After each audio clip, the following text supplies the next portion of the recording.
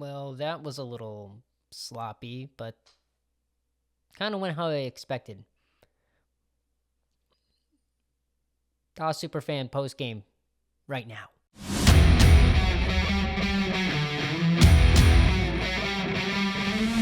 Goal. Avellini, here comes Peyton. And Peyton is in for the touchdown. Unbelievable. Taves it Cade. 2-on-1. Hustling back is point up a shot. Score! Patrick Kane in overtime. Ahead of Jenks. Uribe charges throws. Out! And the White Sox have won the World Series. To the circle. Puts the shot in the air. Good! The game's over. And the Bulls have won. The pocket, so Ferguson was on the run, and you're going to see Wilbur Marshall come here and really flatten him. Oh, boy, did he really hit him. Moving right in over the shot. Looking downfield, launching downfield, going for it all. It is caught. Here's Bedard. Feeds it back. Hazar scores from Hazar in overtime. And the Hawks won it 4-3. Hello, everybody. My name is Agent Aaron. Welcome back to Da Superfan Network. A brutal loss tonight for the Blackhawks. Let's get right into it. First period was very sloppy. I'm going to be honest. Very, very sloppy. The second was a little bit better, but here's a stat for you. Artem Levshinov, longest shift, 5 minutes and 33 seconds. He was stuck out there for 5 minutes and 33 seconds. And then things kept on not going well. However, there was a little bit of light at the near the third period, but then the door was completely shut. So let's get those highlights. First period, Zach Hyman got a goal with Evan. That's his 14th of the season. Evan Bouchard and McDavid, who extends his point streak, gets an assist with 49th assist. And then Evan Bouchard in the second makes it 2-0, 16 seconds into the second period with Nugent Hopkins and then another McDavid assist. It's 2-1. But then 14:46 into the third period, Tyler Bertuzzi gets the rebound off a Wyatt Kaiser shot, makes it 2-1. And you think the light is there, and then it gets shut immediately with an Evan Bouchard empty netter, and Zach Hyman gets the assist, and then a Leon Draisaitl just garbage time goal. It wasn't helpful at all. Final score, Oilers win 4-1. And I kind of expected Edmonton to win because Edmonton's an absolute wagon of a team. But, I wasn't expecting Ingram to have an absolute outlandish game. He gets the third star of the game. 967 save percentage and only allowed one goal. And he was making incredible saves. So, props to Connor Ingram. McDavid gets the second star of the game with 2 assists, and then Bouchard gets gets the number 1 star of the game, 2 goals and 1 assist. It's for 3 points tonight. Shots on goal were 37 for Edmonton and 30 for Chicago. However, before the second period, Edmonton had almost double the amount, if not more than double the amount of shots on us. At one point, the shots were 25 to 15, and I was like, oh my gosh. One issue I really saw was that we couldn't get out of our zone and we couldn't get into theirs. So zone issues once again, which is not a big surprise. That's been one of the main issues that the Hawks have had. However, we had some grade A shots, just couldn't bury the puck. Ingram just was on fire tonight. The power play still looked good, even though they didn't get a goal. 0 for 2 on the power play. However, Edmonton didn't get a power play goal either. They were 0 for 2, so our penalty kill still looks good. We won the face-off game, winning 27-52, so 51.9% of the face-offs we won. We gave away the puck 16 times, but had 6 takeaways. So the big issue that Edmonton really had tonight was turnovers, not handling the puck, but Ingram was just there to stop the puck. It was unbelievable. The first period was a very physical game, physically, and then it kind of stayed physical throughout the entire game with all the hits and checks and all that. 20 hits by the Hawks, 13 by Edmonton, but it felt more physical than what the stat sheet says.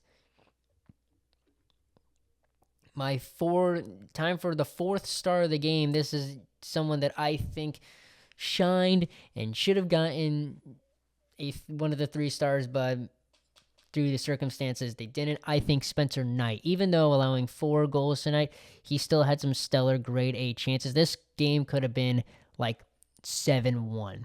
The Edmonton could have gotten at least 7, maybe 8 goals in us, but Spencer Knight kept us in for as long as possible. He only allowed 3 goals. That third one was just a stupid garbage time one. The second goal, he kind of just bounced off his skates and went in because it was shot from behind him. So he only allowed like 1 like actual savable goal, to be honest. So I think Spencer Knight gets the 4th star of the game. Another big thing, of course, I was wrong with the lines again. Bedard out due to illness. So he got sick. He's expected to play against Calgary in the upcoming days, but he was out tonight, and we could have used him, gotten at least a goal, but he wasn't out there due to illness and stuff. And that was like a late scratch. That happened like maybe 30 minutes before the game started. So brutal. And this stomach bug keeps terrorizing the Hawks. And I'm going to say it. St. Louis poisoned us. I think the Blues poisoned us.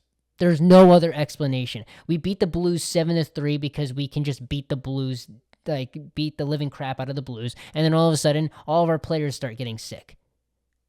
I don't get it. Like, I feel like the Blues poisoned this team. I don't understand what's going on. What is happening with this team?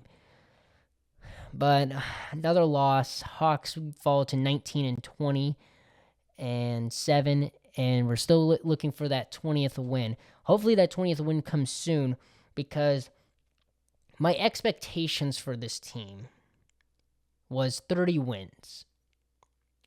And you're probably asking, why 30 wins? That feels super, super low. It's because the Hawks haven't gotten more than 30 wins in a long time. Like the last time the Blackhawks had a 30-win season, Kane and Taves were still on, like, the team. Like, that's how long it's been. It has been a long, long time since the Blackhawks had a 30-win season. To give you an actual number, the last time the Hawks won more than 30 games was the 2019-2020 season. The shortened season where they played, it was 70 games. They had 32 wins and 30 losses. Then they had 36 in 2018-19, 33 in 2017-18, 50 in 2016-17, 15-16 was 47, 14-15 was 28. The last time, you have to go back all the way to 2005-2006 for the last time the Hawks had less than 30 wins. They had 26 and 43. That's why my expectations are 30 wins. Because the Hawks haven't gotten 30 wins in half a decade. So, is it still possible? Yes. This was only the 46th game of the year. There's still a lot more games to go. It's an 82-game season. This team should get 30 wins easily. But it's kind of frustrating that we haven't hit 20 yet, and it's kind of frustrating that we have to lose to Edmonton. I hate Edmonton. I do not like Connor McDavid. I just have this hate. I just don't like him. I just don't like Connor McDavid. I just don't like him. It's like the same thing with Sidney Crosby. I don't like Sidney Crosby. I just don't like Sidney Crosby. It's the same thing with, who else do I not like as a player? Trying to think. I don't like Austin Matthews. But that's because Austin Matthews is just bad. He gets into the big moments and just falls apart before very eyes. But also, that's a Leafs thing. That's a Maple Leafs thing. That's just a Leafs thing. I hate most of the Boston players. There's only one, honestly, this is the first time ever that I don't hate a Boston player. Like if you, this is kind of off topic, but have you seen the AI commercial, the NHL with the AI commercial? I love Charlie McAvoy. It's like, hey AI guy, is it good in a scrum? It's a scrum. Doesn't even know what a scrum is. Like that just makes me laugh every single time. I just like that. McAvoy's just really funny. That's the only Boston player I've ever liked. Marchand, don't like Marchand. Hate Marchand. Oh boy. That could be a video. What hockey players does AJ not like? That could be a whole video in itself. But then we're getting off topic. The Hawks lose. It's brutal. It sucks. At least they scored a goal. But really needed Bedard out there. Hopefully Bedard can play against Calgary. This illness is just it's just annoying because Bedard gets the shoulder injury, the team falls apart.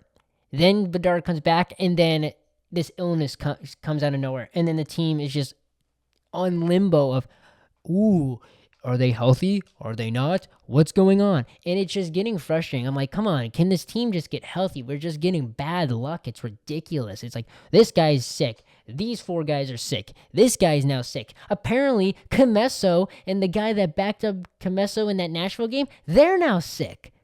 I just don't get it. It's so frustrating. It's so annoying. It's like, really? The thing that's kicking us is not injuries. It's people getting sick. What is going on? I don't feel like there's been anybody else in the gosh darn league that's having this issue, but nope, it's only us. And I guarantee you, the Blues have something to do with it. If something's going wrong, blame the Blues. If it didn't have anything to do with the Blues, blame the Red Wings. That's my philosophy.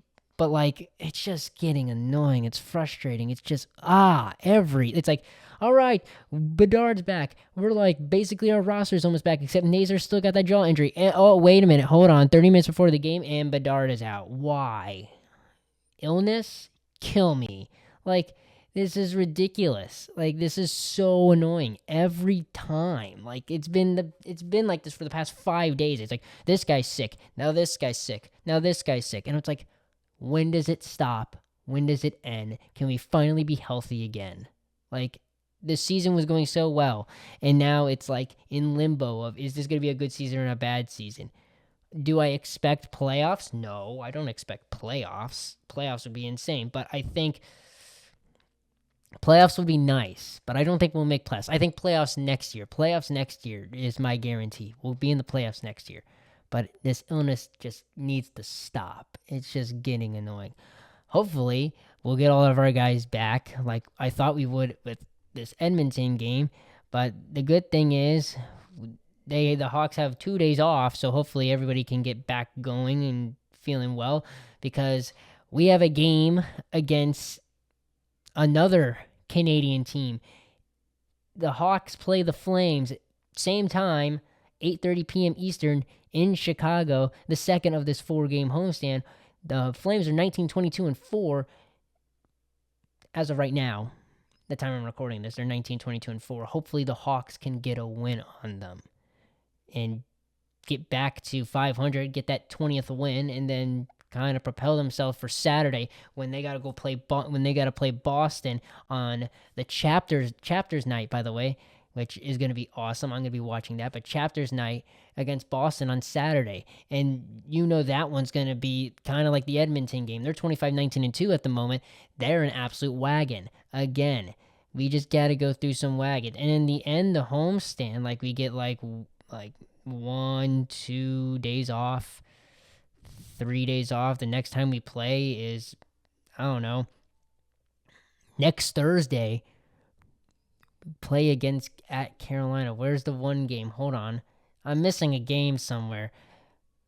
Because this is the third one. We play Boston. And then Sunday, we don't play. Monday, I bet we play Monday. Monday at 8:30 against the Jets. So Taze comes home. The 17-22-5 Jets. And if we don't win that game, then we got a real problem. So we're playing 3 Canadian teams and then Boston. And one of those games is a banner night. well, it's not a banner night. It's the chapters night. It's the banner years. So hopefully we can get a win. I'm hoping that we can go at least 500. If we can go at least 500 in this 4-game homestand, I'm happy. I'm hoping that if I had to choose to lose a game, we lose against Calgary, we beat Boston, and then we beat the Jets. That's what I'm hoping for. But other than that, that's all I got for you on this Blackhawks postgame on Da Superfan Network. My name is AJ Neihart saying so long for now, and I will see you tomorrow with an NFL playoff video. Playoffs? See you then.